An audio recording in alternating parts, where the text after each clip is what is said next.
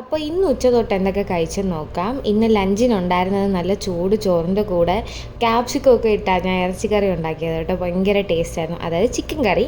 പിന്നെ അതിൻ്റെ കൂടെ ഉള്ളി അച്ചാറുമായിരുന്നേ. ഫുഡ് കൊള്ളായിരുന്നു. എനിക്ക് ആ കറി ഇഷ്ടപ്പെട്ടു.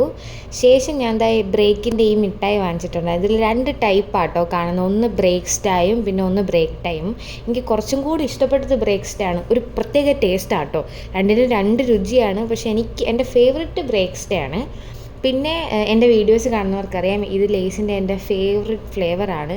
ഇന്ന് രാവിലെ ഞാൻ ധൃതിയിൽ കട്ട് ചെയ്തപ്പോൾ തല തിരിഞ്ഞു പോയി. അപ്പോൾ ഞാൻ ഇതിൽ നിന്ന് കുറച്ചെടുത്ത് കഴിച്ചിട്ടുണ്ടായിരുന്നു.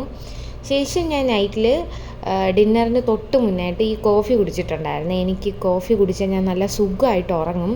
സോ നമ്മുടെ പൂച്ചക്കുട്ടൻ്റെ കപ്പിൽ ഒരു കപ്പ് കോഫി കുടിച്ചായിരുന്നു. ഇന്ന് ഡിന്നറിന് നല്ല പുട്ടും മുളകിട്ട മീൻകറിയും പിന്നെ ഞാൻ ഒരു മുട്ട ഇന്ന് കഴിച്ചുള്ളൂ.